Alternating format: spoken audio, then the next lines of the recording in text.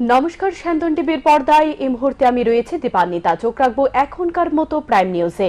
চিকিৎসকদের ঝুঁকি নিতে হবে, ঝুঁকি না নিলে চিকিৎসকদের অভিজ্ঞতা যেমন হবে না তেমনি রোগীরাও কোনো লাভ হবে না। বুধবার ত্রিপুরা মেডিকেল কলেজে একাধিক নতুন পরিষেবার উদ্বোধন করে চিকিৎসকদের উদ্দেশ্যে একথা বলেন মুখ্যমন্ত্রী ডক্টর মানিক সাহা। বুধবার ত্রিপুরা মেডিকেল কলেজে এক অনুষ্ঠানের মধ্য দিয়ে একাধিক নতুন পরিষেবার উদ্বোধন করেন মুখ্যমন্ত্রী ডাক্তার মানিক সাহা। তিনি বোতাম টিপে ত্রিপুরা মেডিকেল কলেজে একাধিক পরিষেবার উদ্বোধন করেন।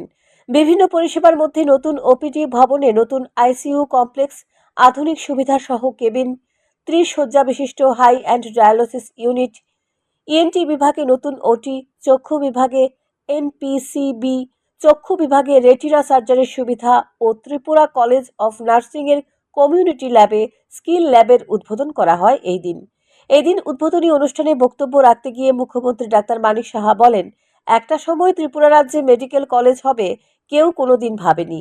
বহু লোকের প্রত্যক্ষ ও পরোক্ষ হস্তক্ষেপে এজিএমসি ও টিএমসি হয়েছে ত্রিপুরা রাজ্যে।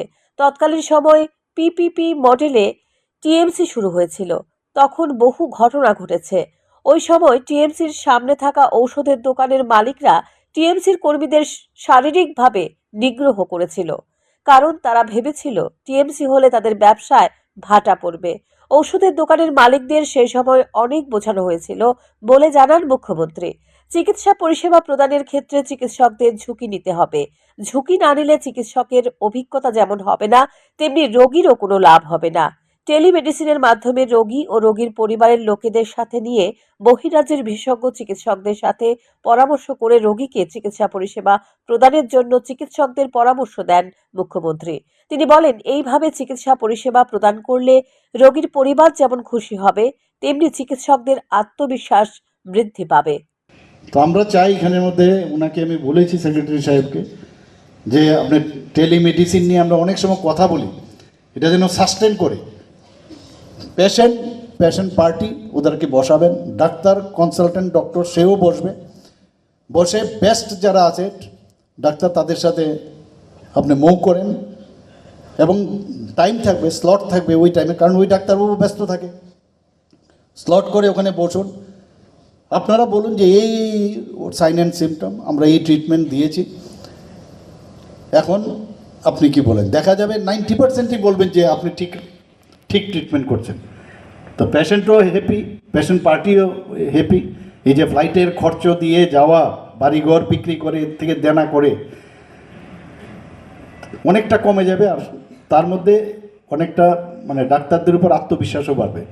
অনুষ্ঠানে মুখ্যমন্ত্রী এই দিন ত্রিপুরা মেডিকেল কলেজের সকল কর্মচারীদের 3% ডিএ ঘোষণা দেন। এই দিনের অনুষ্ঠানে মুখ্যমন্ত্রী ডাক্তার মানিক সাহা ছাড়াও উপস্থিত ছিলেন ত্রিপুরা মেডিকেল কলেজের অধ্যক্ষ ডাক্তার অরিন্দম দত্ত, টিএমসি পরিচালনার দায়িত্বে থাকা সোসাইটির চেয়ারম্যান প্রমথেশ রায়। স্যান্দন টিভি। লোকসভা নির্বাচনের আগে আগরতলা শহরের নিরাপত্তা ব্যবস্থা প্রশ্নের মুখে দাঁড়িয়েছে। গত কয়েকদিন একাধিক উৎসাহসিক ডাকাতি এবং চোরের আক্রমণের ঘটনা সংঘটিত হয়েছে আগরতলা শহর ও শহরতলি এলাকায়। তদন্তে নেমে পুলিশ অন্ধকারে হাত নাড়ছে এবং কোনো ঘটনার কিনারা না করতে পেরে সীমান্ত নিয়ে প্রশাসনের কপালে চিন্তার ভাঁজ পড়েছে। তাই এবার সীমান্ত নিয়ে নড়েচড়ে বসল প্রশাসন। ভারত বাংলাদেশ সীমান্তের একাংশ জারি করা হয়েছে 144 ধারা বলে প্রশাসনিক সূত্রে খবর। সিপাহীজলা জেলার জেলা শাসক গত 11 মার্চ সিপাহীজলা জেলার সোনামুড়া এবং বিশালগড় মহকুমার সীমান্ত এলাকায় 144 ধারা জারি করেছে। আগামী 3 মাস পর্যন্ত রাত 8টা থেকে ভোর 5টা পর্যন্ত সীমান্তের 200 মিটারের মধ্যে চলাচলে কিছু নিষেধাজ্ঞা জারি করা হয়েছে। নির্দেশিকায় বলা হয়েছে, বিএসএফ, পুলিশ, জেলা এবং মহকুমা প্রশাসনের আধিকারিক সহ জরুরি পরিষেবার সাথে যুক্তরা এ বিধিনিষেধের বাইরে থাকবেন। বুধবার অর্থাৎ 13 মার্চ থেকে 3 মাস এই নির্দেশিকা বলবৎ থাকবে, এমনটাই খবর প্রশাসনিক সূত্রে।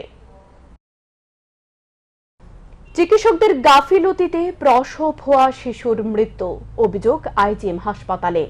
হাসপাতালের নিম্ন পরিষেবা নিয়ে অভিযোগ করল মৃত শিশুর পরিবার। অভিযোগ করলেন চিকিৎসক এবং নার্সদের দুর্ব্যবহারের বিরুদ্ধে। আইজিএম হাসপাতালে প্রসব হওয়া সন্তানের মৃত্যু ঘিরে চিকিৎসকের বিরুদ্ধে চরম গাফিলতির অভিযোগ তুলল মৃত শিশুর পরিবার। অভিযোগ, সুরশ্রী সরকার সাহা নামে এক গর্ভবতী মহিলাকে মঙ্গলবার সন্ধ্যায় আইজিএম হাসপাতালে ভর্তি করানো হয়েছিল।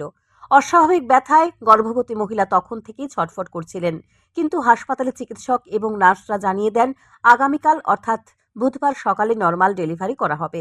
সারা রাত গর্ভবতী মহিলা ছটফট করার পর একটা সময়ের পর গৃহবধূর পরিবারের লোকজনেরা গিয়ে চিকিৎসককে বলেন যদি সিজার করা হয় তাহলে করে ফেলার জন্য, কিন্তু কর্তব্যরত চিকিৎসক পরিবারের লোকেদের কথায় মানতে নারাজ ছিলেন।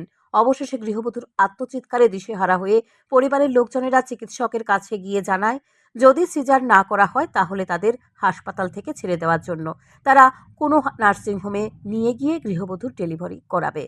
কিন্তু তারপরও মানতে চাননি চিকিৎসক। গৃহবধূর চিৎকার শেষ পর্যন্ত গভীর রাতে গৃহবধূর বাপের বাড়ির লোকজনেরা গিয়ে চিকিৎসক ও স্বাস্থ্যকর্মীদের বলেন তাদের মেয়ে ব্যথায় অস্বাভাবিক চিৎকার করছে, ওয়ার্ডে দেখতে আসার জন্য।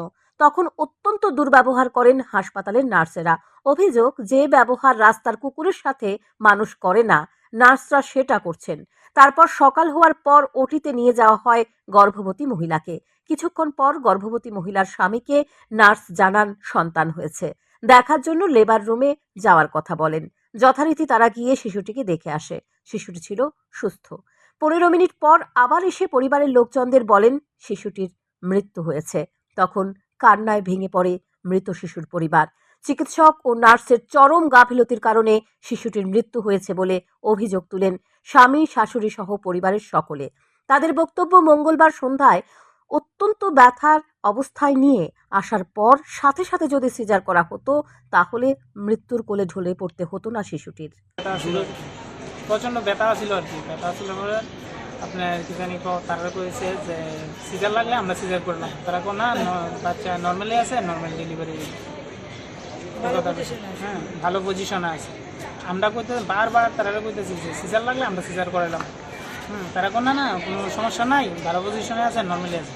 তো সকালবেলা যখন ডাক্তার রাউন্ড দিছে, স্যারের জিজ্ঞেস করলাম যে কেমন আছে, তো ভালো আছে, কোনো প্রবলেম হইতো না, নর্মালি আছে, হ্যাঁ নর্মাল ডেলিভারি। আমরা বুঝি না স্যার প্রচণ্ড ব্যথা করতেছে, সিজার করালাম আমাদের। তারপরও তারা কোনো মানে ইউই করে না, রেসপন্সই করে না। তারপরে আমি একজনকে ফোন করছিলাম, চীনা পরিচিত ডাক্তার, তিনি ফোন করে কয়ে দিছে। তারপরে তাড়াতাড়ি করে তারা দৌড়ায় গেছে পর্দা। এরপরে তাড়াতাড়ি করে সিজার, ওখানে সিজার করাই দিচ্ছে। তখন আছে না মানে খারাপ জানা তো এই কথাও বলছে না। হ্যাঁ, এরপরে কি জানি সিজার করাইছে। এরপরে জিজ্ঞেস করলাম যে কেমন আছে, খুব ভালো আছে। হ্যাঁ, ভালো আছে। কতটুকু 10-15 মিনিট করাইছে, বাচ্চারা তো মারা গেছে। আমরা বললাম যে স্যার আমরা তো অক্ষণে কইলেন ভালো আছে, অক্ষণে আবার কি করে এরকম হইতে পারে, এটা তো কিছুতেই সম্ভব না। প্রথমে তো জিজ্ঞেস করছি আপনার যে কেমন আছে, খুব ভালো আছে, তো ওখানে আবার হঠাৎ করে এরকম কি লিখা হয়? কারণে কইছে না বাচ্চার বাবা আর বাচ্চার ঠাম্মারে ভিতরে নিয়ে গেছে, বাইরে কইছে না ভিতরে নিয়ে তারা দেখাইছে, কইছে বাচ্চাটা মারা গেছে। বাইরে এসে কইছে বাচ্চা হয়েছে। 15-20 মিনিট পরে বাচ্চার বাবারে আর বাচ্চার ঠাম্মারে ভিতরে নিয়ে কইছে বাচ্চাটা মারা গেছে। তারা আরও জানান ঘটনার পর চিকিৎসকের দেখা পাননি, ওয়ার্ড থেকে পালিয়ে গেছে তিনি এবং হাসপাতালের নিম্ন পরিষেবার অভিযোগ তুলে বলেন কেউ যাতে হাসপাতালে পরিষেবা নিতে না আসে। অভিজ্ঞ ডাক্তারের অত্যন্ত অভাব হাসপাতালে, বিশেষ করে নার্সদের দুর্ব্যবহার সহ্য করার মতো নয়। রোগীর অবস্থা সংকটাপন্ন হলে তাদের গিয়ে বলা হলে তারা আসে না রোগীকে দেখার জন্য। বিগত দিনে হাসপাতালে রোগীর মৃত্যুর যে অভিযোগগুলি তারা কানে শুনতে পেত তার বাস্তব চিত্র প্রত্যক্ষ করেছেন এই দিন। আরও বলেন হাসপাতালে জরুরি বিভাগ শুধুমাত্র সাইনবোর্ডে রয়েছে, বাস্তবে এর কোনো প্রতিফলন নেই, যার প্রতিফলন আবারও ঘটেছে।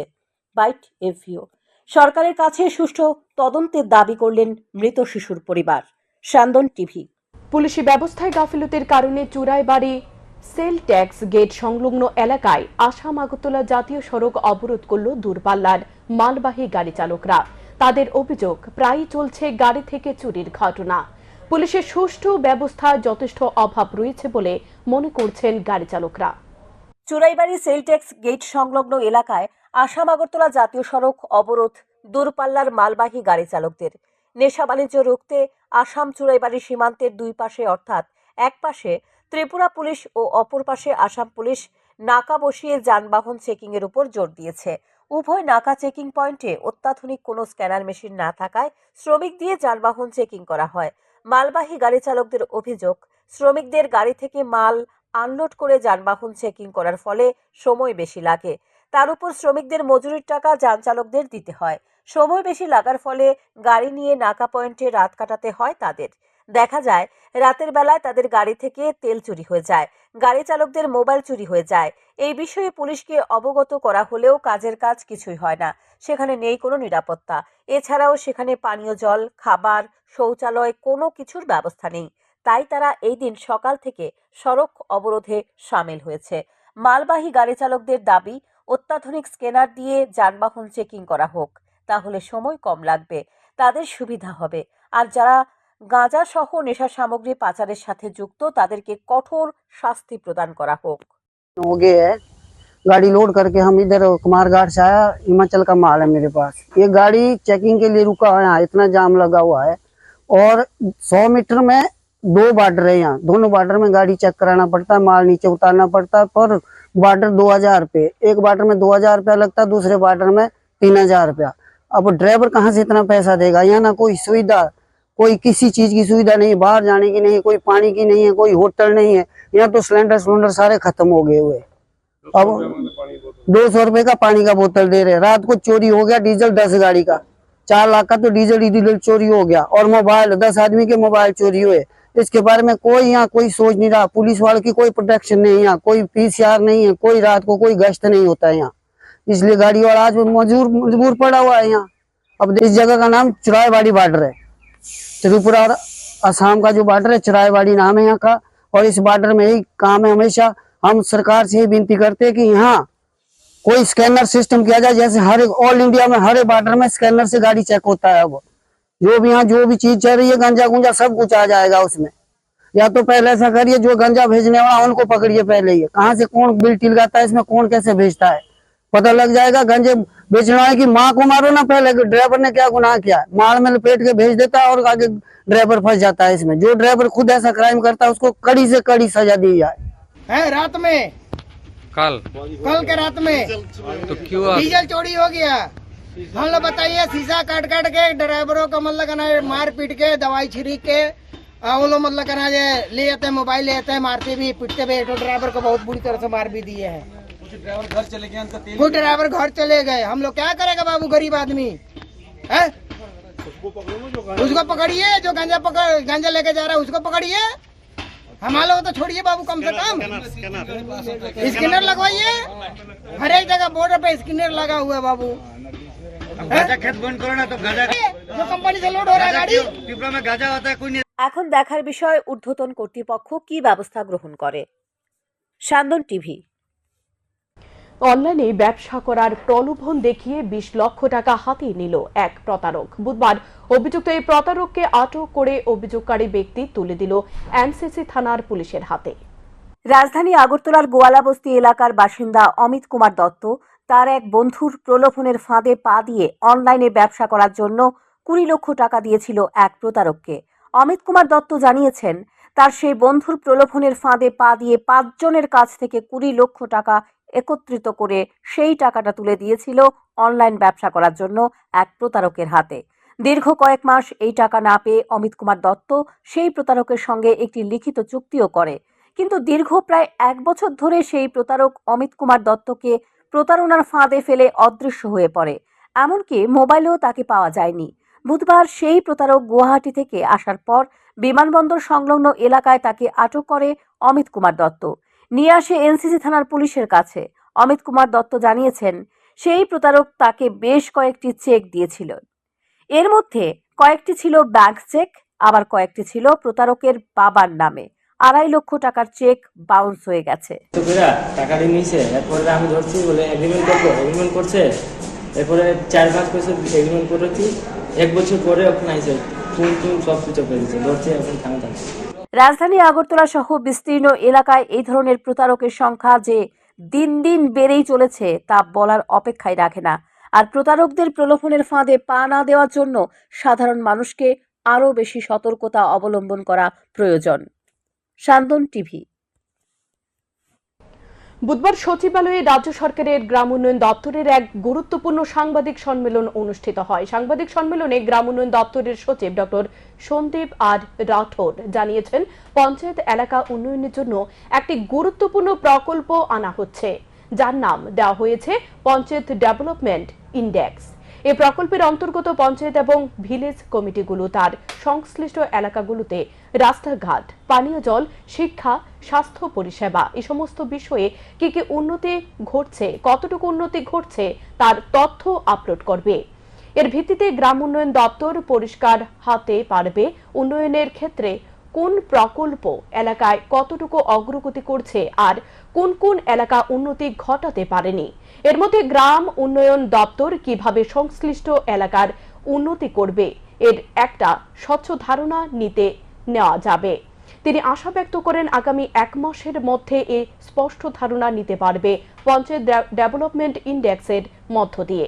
এদিন সাংবাদিক সম্মেলনে তিনি আরো জানান 2023-24 অর্থ বছরে MGN রেগার গ্রামীণ এলাকাতে 2.5 কোটি টাকা থেকে বাড়িয়ে 3 কোটি 75 লক্ষ টাকা করা হয়েছে।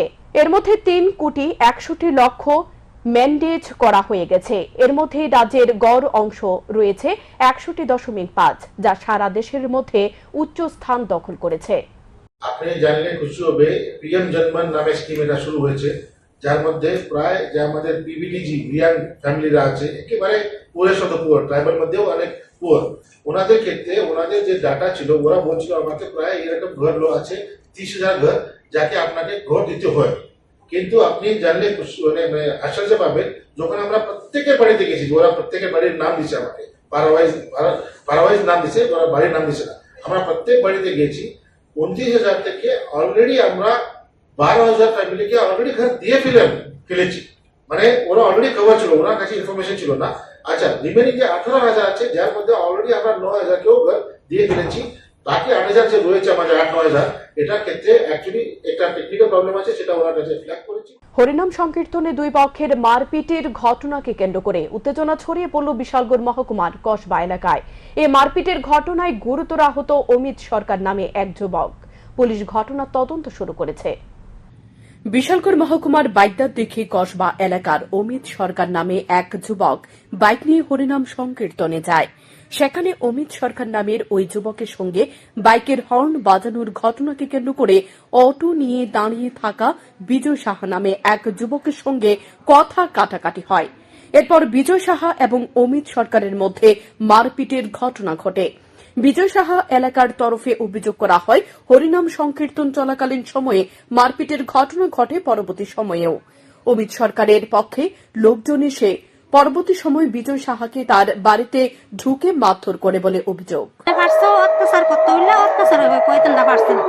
এরপরে দিয়ে তারা দিদি শাশুড়িরা ফালাই দিছে ডেক্কা দিয়ে, বড় মেয়ের মারছে, তারপরে বিজোরও মারধর করছে, তারা বাড়ি সব ভাঙচুর করছে, তারপরে ফিটাই ফিটি দূর পারছে। এদিকে অমিত সরকারের মা অভিযোগ করেছেন, বিজয় সাহা নামের ওই যুবক হরিনাম সংকীর্তন স্থলে তার পুত্র অমিত সরকারকে বেধড়ক মারধর করে।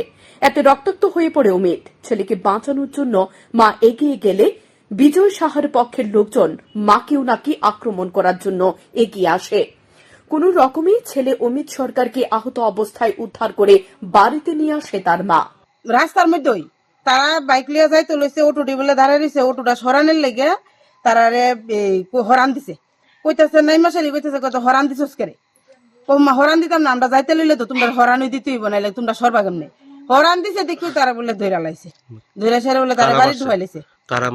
কারা মারছে আমি নাম টাম কিছু কইতাম না, আমি তো চিনি না। আক্রমণ পাল্টা আক্রমণের এই ঘটনাকে কেন্দ্র করে উত্তেজনা বিরাজ করছে গোটা কসবা এলাকায়। পুলিশ ইতিমধ্যে ঘটনার তদন্ত শুরু করেছে। জানা গেছে অমিত সরকার নামে সেই যুবক আগরতলায় একটি বেকারিতে কর্মরত। শান্তন টিভি।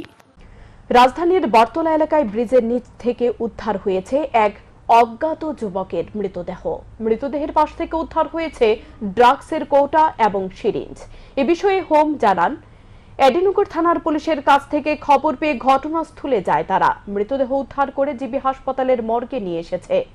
মৃত ব্যক্তির কোনো পরিচয় পাওয়া যায়নি। বয়স আনুমানিক 30 থেকে 35 বছর হবে। মৃত ব্যক্তি ময়নাতদন্তের পর পুলিশ জানতে পারবে মৃত্যুর কারণ। তবে যতদূর জানা যায়, মৃত যুবক বটতলা এলাকায় ঘোরাঘুরি করত। বুধবার সকালে তাকে মৃত অবস্থায় দেখতে পায় স্থানীয়রা। খবর পেয়ে দেওয়া হয় পুলিশকে। পুলিশ গিয়ে তদন্ত শুরু করেছে।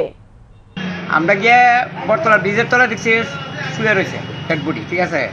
আমরা বডি সেভ করে আনছি, 20টা আমরা আনছি বডি মর্গে দিয়ে বসছি।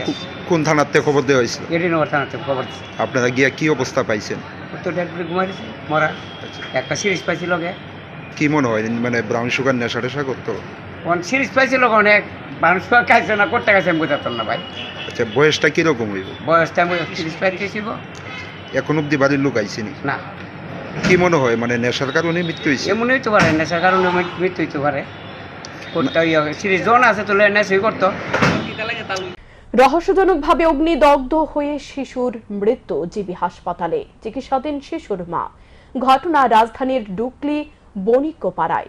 জানা যায় শিশুটির মা রিম্পিনাথ এবং বাবা শিবশঙ্কর ভৌমিক দুজনে প্রতিদিন নেশাগ্রস্ত অবস্থায় থাকত। এর মধ্যে সোমবার রাতে তাদের মধ্যে কি ঘটনা হয়েছে সে বিষয় নিয়ে কেউই কিছু বলতে পারছে না। কিন্তু রাতের বেলা আশেপাশের লোকজনরা দেখতে পায় আগুন জ্বলছে। সাথে সাথে গিয়ে মা ও 1.5 বছরের শিশুটিকে অগ্নিদগ্ধ অবস্থায় উদ্ধার করতে নিয়ে আসে জিবি হাসপাতালে। মঙ্গলবার চিকিৎসারত অবস্থায় শিশুটি মৃত্যুর কোলে ঢলে পড়ে। অপরদিকে শিশুটির মা হাসপাতালে চিকিৎসাধীন। জিবি হাসপাতাল যখন আনা হয়েছে তখন বাচ্চাটা দেখছি মানে এরকমও জ্বলছে, মাথার সাইডে দিয়ে জ্বলছে, বুক জ্বলছে, একটা পাও জ্বলছে, জ্বলা অবস্থায় দেখছে, মাইয়াও যেরকম জ্বলছে জ্বলা অবস্থায় আমি দেখছি। এর আগে আমি কোনো ঘটনা কিছু জানি না। হ্যাঁ, বাচ্চাটা মৃত্যু হয়েছে কালকে 1টার সময়। এও আমি আসতাম না সামনে। আমি সকালে আমি বাচ্চাটারে কুলো খাকো লইছি।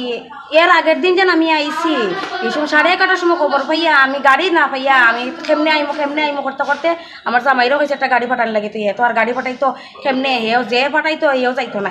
পরে দি আরো একটা আমরা লাগা করে একটা ঋষি বেটি আছে আর কি, মানে তাইনাও কাজ করে। কৈলাসহর মহিলা থানার অন্তর্গত জগন্নাথপুর গ্রাম পঞ্চায়েত এলাকায় অসহায় এক নাবালিকা কন্যাকে শ্লীলতাহানির অভিযোগে মহিলা থানার পুলিশ গ্রেপ্তার করল পিন্টু দাস নামে এক নরপিশাচকে। মহিলা থানার ভারপ্রাপ্ত আধিকারিক রিপিতা ভট্টাচার্য জানিয়েছেন, অসহায় এই নাবালিকা কন্যার পরিবারের তরফে লিখিত অভিযোগ পাওয়ার পর কৈলাসহর মহিলা থানার পুলিশ তদন্তে নেমে পিন্টু দাস নামে সেই অভিযুক্তকে গ্রেপ্তার করেছে। অসহায় এই নাবালিকা কন্যার বাবা নেই, মা গৃহ পরিচালিকার কাজ করে সংসার প্রতিপালন করে। ঘটনার সময় নাবালিকা কন্যার বাড়িতে কেউ ছিল না, তাদের বাড়ির পাশে রাস্তার কাজ চলছিল। আর পিন্টু দাস নামে সেই অভিযুক্ত যুবক রাস্তার কাজে নিয়োজিত ছিল। জলপান করার নাম করে এই নাবালিকা কন্যার বাড়িতে ঢুকে পিন্টু দাস নামের এই নরপিশাচ অসহায় এই নাবালিকা কন্যাকে তার শারীরিক লালসার শিকারে আনে। আগামী 24শে মার্চ ত্রিপুরা বার অ্যাসোসিয়েশনের নির্বাচন। এ বিষয়ে বিস্তারিত জানান রিটার্নিং অফিসার আইনজীবী সন্দীপ দত্ত চৌধুরী। তিনি জানান, 14ই মার্চ মনোনয়নপত্র জমা দেওয়ার শেষ তারিখ। এখন পর্যন্ত সভাপতি, সহসভাপতি, সম্পাদক আসনে একজন, সহ সম্পাদকের 2টি আসনের জন্য 2 জন মনোনয়নপত্র জমা দিয়েছেন। অপরদিকে সদস্য পদ রয়েছে 10টি। এখন পর্যন্ত 11 জনের কাছ থেকে মনোনয়নপত্র পাওয়া গেছে। এর স্ক্রুটিনি হবে 16ই মার্চ বিকেল 3টের সময়। আগামী 20শে মার্চ দুপুর 12টা থেকে বিকেল 4টার মধ্যে মনোনয়নপত্র প্রার্থী তুলে নিতে পারবে। ভোট হবে 4টি সেন্টারে। ভোটের সংখ্যা 500। ভোটের গণনা হবে 24শে মার্চ দুপুর 2টা থেকে। এদিকে আইনজীবী বিশ্বজিৎ দেব জানান, অন্যান্য বছরের মতো এবছরও আইনজীবী উন্নয়ন মঞ্চের পক্ষ থেকে প্রতিদ্বন্দ্বিতা করছে। এই প্যানেলের মধ্যে রয়েছে সভাপতি ডক্টর পঙ্কজ বণিক, সহ সভাপতি রয়েছেন সুব্রত দেবনাথ, সম্পাদক হিসেবে রয়েছেন রজত রায় সহ অন্যান্যরা। আইনজীবী উন্নয়ন মঞ্চ আশাবাদী যে 15টি আসন রয়েছে সবকটি আসনে জয়ী হবেন, কারণ আইনজীবী উন্নয়ন মঞ্চ রাজ্যের সমস্ত আইনজীবীদের সাথে কাজ করতে বদ্ধপরিকর বলে জানান তিনি। প্রেসিডেন্ট ডক্টর পঙ্কজ বণিক, ভাইস প্রেসিডেন্ট রয়েছেন সুব্রত দেবনাথ, সেক্রেটারি রয়েছেন রজত রায়, অ্যাসিস্ট্যান্ট সেক্রেটারি রয়েছেন উৎপল দাস এবং অনুরাধা দেববর্মা। মেম্বার্সদের মধ্যে রয়েছেন বৈশাখী চক্রবর্তী, অর্পণ দাস, অর্ঘকুসুম পাল, সোমা রায়, ভাস্কর দেববর্মা, অনিমেষ ভৌমিক, অলোক দত্ত, দেবজিৎ বিশ্বাস, অরিনবাল রোদ, মনীষা মজুমদার এবং সর্বাণী দাস। উদয়পুরের শিব চতুর্দশী মেলাকে কেন্দ্র করে জুয়ার আসর বসায় সমাজদ্রোহীরা। এর ফলে প্রতিদিন সর্বশান্ত হচ্ছে মেলায় আসা বহু যুবক। মঙ্গলবার গভীর রাতে গোপন খবরের ভিত্তিতে রাধাকিশোরপুর থানার পুলিশ উদয়পুর শিববাড়ি মেলা প্রাঙ্গণে নিরাপত্তা কর্মীরা অভিযান চালিয়ে জুয়া সামগ্রী আটক করতে সক্ষম হয়। সাথে উদ্ধার হয় বেশ কয়েক হাজার টাকা। কিন্তু পুলিশের উপস্থিতি টের পেয়ে জুয়ারিরা নিজেদের বাঁচানোর জন্য মহাদেব দিঘির জলে গভীর রাতে ঝাঁপ দেয়। জানা যায় অনেকে পুলিশের হাত থেকে রেহাই পাওয়ার জন্য মেলা প্রাঙ্গণে বিভিন্ন জায়গা নিয়ে পালিয়ে যেতে সক্ষম হয়। পুলিশ কাউকে গ্রেপ্তার করতে না পারলেও জুয়া সামগ্রীগুলি উদ্ধার করতে সক্ষম হয়। আজকে আমরা গোপন সূত্রের ভিত্তিতে খবর পাই যে মহাদেব বাড়ি শিব চতুর্দশী মেলায় জুয়ার আসর বসেছে, এবং এই খবর পাওয়া মাত্র আমরা টিএসআর, পুলিশ এবং সিআরপিএফ মিলে ওইখানে জয়েন্ট রেড করি, এবং রেড করার পর এখানে আমরা কিছু জুয়া সামগ্রী রিকভার করি এবং কিছু টাকা পয়সা রিকভার করি। এখানে প্রচুর সংখ্যায় লোক গ্যাদারিং করে বোর্ড নিয়ে বসেছিল, এবং আমরা যাওয়ার পর তারা পালানোর চেষ্টা করে, অনেকে পালিয়ে যায় ওইখানে। তো আমরা কিছু জুয়ার সামগ্রী টাকা পয়সা রিকভার করেছি। হ্যাঁ, আমরা আর কেউ থানা রেগুলারলি এইসব অভিযান করে থাকি। আমরা প্রত্যেকদিনই এই ধরনের। কেন্দ্রীয় সরকার গত 10 মার্চ লাগু করেছে নাগরিকত্ব সংশোধনী আইন অর্থাৎ সিএএ। এই আইন নিয়ে গত 4 বছর ধরে গোটা দেশ জুড়ে অস্থিরতা চলছে। 2019 সালে যখন এই আইন লাগু করার জন্য উদ্যোগ গ্রহণ করা হয়েছিল, এর প্রতিবাদে সোচ্চার হয়েছিল গোটা দেশ। সে মুহূর্তে ছড়িয়ে পড়েছিল অশান্তি, হয়েছিল আন্দোলন।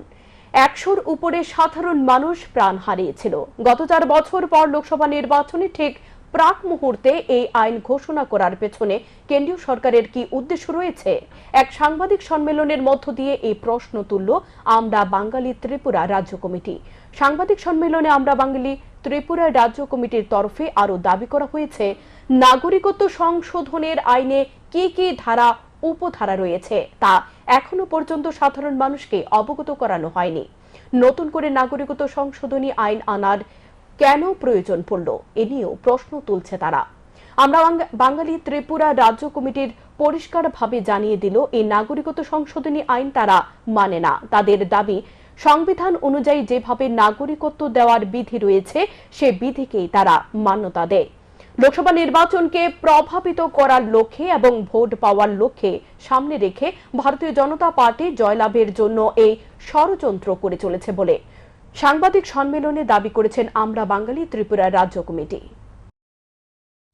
মূল উদ্দেশ্য হচ্ছে, আমরা সবাই জানি যে গত 10 মার্চ কেন্দ্রীয় সরকার পক্ষ থেকে সিএএ লাগু করার জন্য ঘোষণা দেওয়া হয়েছে গোটা দেশ জুড়ে। এই আইনটি নিয়ে গত 4 বছর ধরে গোটা দেশে অস্থিরতা চলছে। 2019 সালে যখন এই নাগরিকত্ব সংশোধনী আইন দেশে লাগু করার জন্য উদ্যোগ নেওয়া হয়েছিল, এর প্রতিবাদে গোটা দেশ জুড়ে আগুন জ্বলে উঠেছিল, আন্দোলন হয়েছিল, এবং এতে প্রায় 100 লোকের বেশি মারা পড়েছে। তো এরপর কেন্দ্রীয় সরকার এই উদ্যোগ বন্ধ করে নেয়। গত 4 বছর ধরে এটা বন্ধ ছিল। এখন নির্বাচনের প্রাক মুহূর্তে আর মাত্র 2-1 দিন বাকি আছে, নির্বাচন ঘোষণা হয়ে যাবে। এই মুহূর্তে এটা ঘোষণা করার পেছনে কী উদ্দেশ্য আছে? আর তারা যেভাবে বলল, যত সহজে বলল যে এই কে আইনের সুবিধা নিতে গেলে যারা 2014-র 31শে ডিসেম্বরের আগে ভারতবর্ষে এসছে তাদেরকে 5 বছর একটানা এই দেশে কোথাও থেকেছে প্রমাণ দাখিল করে অনলাইনের মাধ্যমে দরখাস্ত করলেই তাদের নাগরিকত্ব আমরা দিয়ে দেব। বিষয়টা কি এত সহজ? এই যে কথাটা বলল, এই কথা তো নাগরিকত্ব আইনে 1955 সালে যে সিটিজেনশিপ অ্যাক্ট পরিষ্কার বলা আছে, কাউকে যদি ভারতের নাগরিকত্ব অর্জন করতে হয় জন্মসূত্রে, উত্তরাধিকারী সূত্রে, তারপর বৈবাহিক সূত্রে, কিংবা 5 বছর একটানা যদি এই দেশে কোনো রাজ্যে থাকে, বসবাস করে প্রমাণ দাখিল করতে পারলে তাকে নাগরিক হিসাবে মেনে নেওয়া হবে। তাহলে তারা যেভাবে বলছে শুধুমাত্র 5 বছর থাকলেই এখানে নাগরিকত্ব দেওয়া হবে, এটা বলার তো কোনো প্রয়োজনই পড়ে না, কারণ নাগরিকত্ব আইনে এই কথাগুলি আগেই স্বীকার করে নেওয়া হয়েছে। আসলে বিষয়টা তা না, পেছনে রয়েছে রহস্য। আমরা যতটা জানি নাগরিকত্ব সংশোধনী আইনের ধারা উপধারা কি। উত্তর জেলার কদমতলা থানার অন্তর্গত বরগোল এলাকায় ভয়াবহ অগ্নিকাণ্ড। ঘটনা মঙ্গলবার রাত আনুমানিক 11টা নাগাদ। বরকুল গ্রাম পঞ্চায়েতের পশ্চিম আমটিলার 1 নম্বর ওয়ার্ড এলাকার বাসিন্দা বীরেন্দ্রনাথের বাড়িতে এই অগ্নিকাণ্ড। বাড়ির রান্নাঘর থেকে অগ্নিসংযোগের সূত্রপাত, এমনটাই জানিয়েছেন বীরেন্দ্রনাথের পুত্র সুজিত নাথ। রান্নাঘরে প্রথম আগুন লাগার পর চোখের পলকে সেই আগুন আরো 2টি ঘর স্পর্শ করে নিয়ে আসে। বাড়ির লোকজনরা চিৎকার শুনে ছুটে আসে প্রতিবেশীরা। খবর দেওয়া হয় প্রেমতলা অগ্নি নির্বাপক দপ্তরের কর্মীদের। অগ্নি নির্বাপক দপ্তরের কর্মীরা ঘটনাস্থলে ছুটে এসে আগুন নিয়ন্ত্রণে আনে। বীরেন্দ্রনাথের পেশা দিনমজুর। এই অগ্নিকাণ্ডের ঘটনায় ক্ষয়ক্ষতির পরিমাণ প্রায় 1 লক্ষ টাকার অধিক হতে পারে বলে জানা গেছে। ঘটনা তো হয়তো আইসি ওখান আইসি বাজার থেকে ইয়া দেখছি তোমার বাইকে আসি রাখিয়া গিয়া লেট্রিনও গিয়ে আইসি, লেট্রিনও থেকে ইয়া দেখছি আগুন লাগি গেছে ঘরের দিকে, সব কিছু জ্বলি গেছে। কিতা করেছিল আপনার? এটা তো পাকঘর আছে, গোডাউনের মতো সব কিছু জিনিসপত্র থাকে, আমরা খানির জিনিস সব কিছু থাকে ওই গরু সারছি আইয়া সারছি গরু সারছি, কোন দিকে গেছে কোন দিকে না ঠিক নাই, পাইছি না। ইয়া এখন ফায়ার ব্রিগেড ফোন করা হয়েছে, ফায়ার ব্রিগেড আইছে না। আরো 3-4 জোড়া আছে, 2-3 জোড়া জ্বলি গেছে, 1 জোড়া রয়েছে। ক্ষয়ক্ষতি কত হইতে পারে? 1 লক্ষ টাকার উপরে হইব, মানে সপ্তাহ মিলাইয়া 1 লক্ষর উপরে আছে ক্ষয়ক্ষতি। এই জায়গার নাম কিটা? এই জায়গা বরগুল আমটিল্লা, পশ্চিম আমটিল্লা ধরে 1 নম্বর ওয়ার্ড। নাম কিটা? নাম সুজিত নাথ, বাবার নাম বীরেন্দ্রনাথ, দাদুর নাম বিহারী নাথ। বুধবার কমলপুর 45 বিধানসভা কেন্দ্রের 16, 17, 18 নং বুথের লাভার্থীদের সঙ্গে বাড়ি বাড়ি গিয়ে সরকারের উন্নয়নমূলক কাজের সুবিধা কতটুকু পেয়েছে সে বিষয়ে কথা বললেন কমলপুরের বিধায়ক মনোজ কান্তি দেব। মানুষের সুবিধা ও অসুবিধার কথাও শুনেন তিনি। সেসব সমস্যা রয়েছে সেগুলো আগামী দিনে সমাধান করে দেওয়ার আশ্বাস দেন। 16, 17, 18 নং বুথে আজকে লাভার্থী সম্পর্কে অভিযানে বের হয়েছি। তো আমরা বিভিন্ন ঘরে যাচ্ছি, যারা সরকারি সুযোগ সুবিধা পেয়েছেন, কেউ বা ঘর পেয়েছেন, কেউ ল্যাট্রিন পেয়েছেন, কেউ কিষাণ সম্মান নিধি ভাতা পেয়েছেন, কেউ উজ্জ্বলা জ্যোতি যোজনার কানেকশন পেয়েছেন। তো তাদের সাথে সম্পর্ক করছি এবং তাদের ঘরে যাচ্ছি, তাদের সাথে ছবি তুলছি এবং আমরা সরল অ্যাপে ডাউনলোড করছি। এই কাজে আজকে আমরা নোয়াগাঁও 4টা বুথে সকাল থেকে আমরা কাজ করছি এবং আমরা ভালো সাড়া পাচ্ছি। আসন্ন লোকসভা নির্বাচনে এই নোয়াগাঁও অঞ্চলে বিপুল মার্জিনে ভারতীয় জনতা পার্টি জয়যুক্ত হতে যাচ্ছে। আগরতলা পুর নিগমের ভূমিকা পালন করল মহিলা কলেজের এনএসএস ইউনিটের ছাত্রীরা। মশার উপদ্রব রক্ষা পাওয়ার জন্য লিফলেটের মাধ্যমে তারা সাধারণ মানুষের কাছে পৌঁছে দিল তাদের মূল্যবান পরামর্শ। আগরতলা স্মার্ট সিটিতে মশার উপদ্রব। সন্দেহ হলেই রাজধানী আগরতলার মন্ত্রীদের সরকারি আবাস সংলগ্ন এলাকায় মশার সমস্যা সমাধানের জন্য স্প্রে করতে দেখা যায়। বিভিন্ন সময় শহরের বিভিন্ন উন্নয়নমূলক কাজ পরিদর্শনে বের হন মেয়র দীপক মজুমদার। মশার উপদ্রব থেকে নিগমের সাধারণ মানুষদের বাঁচানোর জন্য তিনিও বিভিন্ন ধরনের পরিকল্পনা গ্রহণ এবং বাস্তবায়ন করে থাকেন, কিন্তু সবশেষে জয়লাভ করে মশাই। মশার উপদ্রব থেকে রেহাই পাওয়া তো দূরের কথা, উল্টো মশার উপদ্রবে ব্যতিব্যস্ত হয়ে ওঠে সাধারণ জীবন। বুধবার এই মশার উপদ্রব থেকে সাধারণ মানুষকে রেহাই দেওয়ার জন্য দারুণ উদ্যোগ গ্রহণ করল আগরতলা মহিলা কলেজের এনএসএস ইউনিট। মশার উপদ্রব থেকে বাঁচার জন্য বেশ কিছু মূল্যবান পরামর্শকে লিফলেটের মাধ্যমে সাধারণ মানুষের কাছে পৌঁছে দিল তারা। নারকেলের ছোবড়া এবং শুকনো নিম পাতাকে পুড়িয়ে কিভাবে মশা নিধন করা যায় তাও তুলে ধরল ছাত্রীরা। আমরা প্রায়ই দেখতে পাচ্ছি যে আমরা কোথাও বসে ঠিক করে গল্প করতে পারছি না, কোথাও বসে কথা বলার কোনো উপক্রম নেই। কারণ কেন? আমরা এই যে রাস্তাঘাটের চারদিকে যে জল জমাট হচ্ছে, বিভিন্ন আবর্জনার জমাট বাঁধার ফলে আমাদের মশার আক্রমণ প্রতিনিয়তই বেড়ে চলেছে। তাই আমরা আজকে প্রতিজ্ঞাবদ্ধ হয়েছি যেন আজকে আমরা আগরতলা এনএসএস ইউনিট ওমেন্স কলেজের সকল ছাত্রীরা এই মরণবেধি মশার আক্রমণ থেকে যেন আমরা সুরক্ষা পাই, আমাদের জীবন যেন সুরক্ষিত থাকে। তাই আমরা আজকে এই বার্তা সকলের ঘরে ঘরে পৌঁছে দিতেই লিফলেট বিলি করছি। আগরতলা মহিলা কলেজের এনএসএস ইউনিটের ছাত্রীদের এই উদ্যোগ রীতিমতো প্রশংসনীয় হয়ে ওঠে সকল অংশের মানুষের কাছে। ব্যুরো রিপোর্ট, স্যান্দন টিভি। এখনকার মতো সংবাদ এ পর্যন্তই। চোখ রাখুন স্যান্দন টিভির পর্দায়।